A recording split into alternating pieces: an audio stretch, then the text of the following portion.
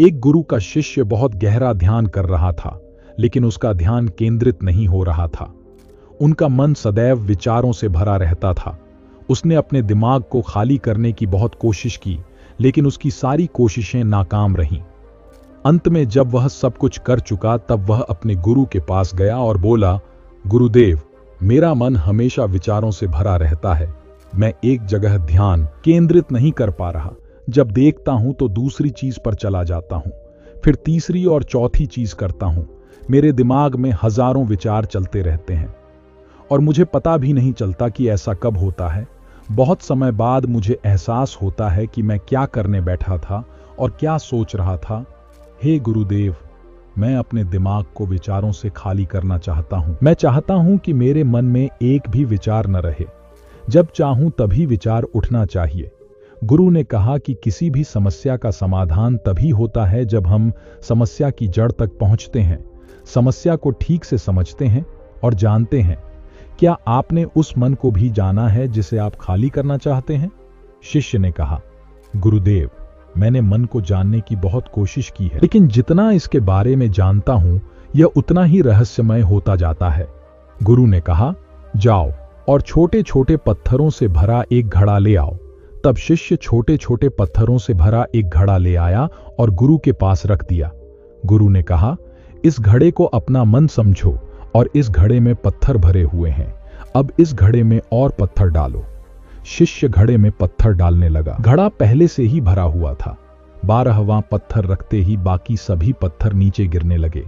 तब गुरु ने कहा, रुको और ध्यान से देखो। अब घड़े में कोई पत्थर तो नहीं आ रहे हैं, बल्कि वह नीचे गिर गया है, क्योंकि यह भर गया है। इसमें जो भी आ सकता था वह आ गया। अब और पत्थर नहीं आएंगे। यदि आप दूसरा पत्थर लगाना चाहते हैं तो पहले पत्थरों को बाहर निकालना होगा। शिष्य ने तुरंत कहा, गुरुदेव, मैं समझ गया कि आप क्या कहना चाहते हैं, कि हमें अपने दिमाग को विचारों से खाली कर लेना चाहिए। गुरु मुस्कुराए और गुरु ने कहा, पहले पूरी बात समझो और फिर दिमाग को खाली करो। गुरु ने कहा कि हमारा मन इस घड़े के बिल्कुल विपरीत है।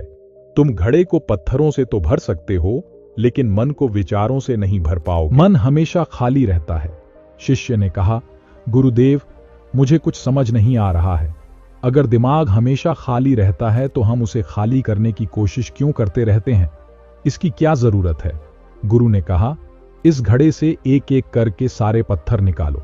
शिष्य ने वैसा ही किया और घड़े से एक एक पत्थर निकालता रहा और अंत में घड़ा खाली हो गया। गुरु ने कहा, देखो, तुमने एक एक पत्थर निकाला, यह घड़ा खाली हो गया है।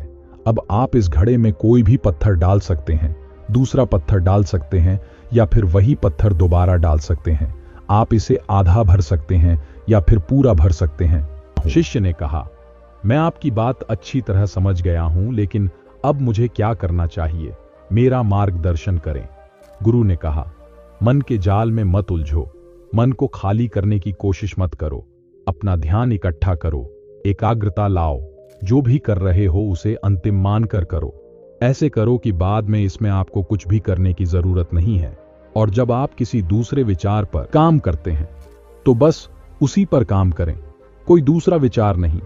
मन के भ्रम से बाहर निकलना इतना आसान नहीं है, लेकिन अभ्यास सब कुछ कर सकता है। शिष्य ने कहा, गुरुदेव, मैं भी ऐसा ही करूंगा। यह समझाने के लिए आपका बहुत बहुत धन्यवाद। हम सभी अपने दिमाग को खाली करने की कोशिश करते हैं। मन में उठते बैठते विचारों से परेशान रहते हैं। हम चाहते हैं कि ये विचार कहीं चले जाएं और हम शांत हो जाते हैं, लेकिन जितना हम इन विचारों से दूर भागते हैं, हम विचारों का उपयोग करते हैं कि वे हमें शांत करते हैं और वे आपके उन्हीं विचारों से जुड़े होते हैं जिन्हें आप छोड़ना चाहते हैं। इसलिए ये विचार इतनी शक्तिशाली हैं। जब आप सोचना ही नहीं चाहते तो आप शांत रह सकते हैं। यह तभी संभव है जब आप शांत रहने की कोशिश करना बंद कर दें और अपनी समस्या को हल करने पर ध्यान दें। ध्यान केंद्रित करें और समझें कि चिंता करने से नहीं, बल्कि सोचने से समाधान मिलता है। गुरु ने कहा, इस मिट्टी के बर्तन को पत्थरों से आधा भर दो। शिष्य ने वैसा ही किया। फिर गुरु ने कहा, अब इन पत्थरों में से एक पत्थर चुन लो और उस पत्थर की एक छोटी सी मूर्ति बनाकर मुझे दे दो।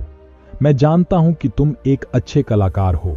जब शिष्य ने 11वां पत्थर निकाला और उस पत्थर को तराशना शुरू किया तो उसे एहसास हुआ कि यह पत्थर अच्छा नहीं है। तो उसने घड़े से दूसरा पत्थर निकाला, उसे वह पत्थर भी पसंद नहीं आया। फिर उसने तीसरा पत्थर निकाला, उसका रंग उसे पसंद नहीं आया। फिर उसने चौथा पत्थर निकाला, लेकिन उसे इस पत्थर में एक दोष निकला। इस प्रकार उसने लगभग सभी पत्थर बाहर फेंक दिए। उसे ऐसा करते देख गुरु ने कहा, वह पत्थर जो तुमने पहली बार निकाला था, यह समझकर उसी पत्थर की खोज करो कि तुम्हारे पास कोई दूसरा पत्थर नहीं है। तब शिष्य ने उस पत्थर को ही खोजना शुरू कर दिया और उस पत्थर से उसने अपने गुरु की एक बहुत ही सुंदर मूर्ति बनाई और अपने गुरु को भेंट की और कहा, बहुत सुंदर, इस पत्थर से मूर्ति बनाई जा सकती है। मैं इसका विचार भी नहीं कर सकता था। गुरु ने कहा कि जब कोई दूसरा विकल्प नहीं है तो हम अपनी सारी ऊर्जा उसमें लगा देते हैं और उसे सर्वश्रेष्ठ बनाते हैं। जब कोई दूसरा विकल्प है तो हम सिर्फ पत्थर चुनते रहते हैं। मान लीजिए कि मूर्ति नहीं बनाई गई है। तो दोस्तों, मैं आशा करता हूं कि इस वीडियो के माध्यम से बहुत कुछ सीखने को मिला होगा। साथ ही अगर आपको ये वीडियो पसंद आई हो तो चैनल को भी सब्सक्राइब कर लें। धन्यवाद दोस्तों।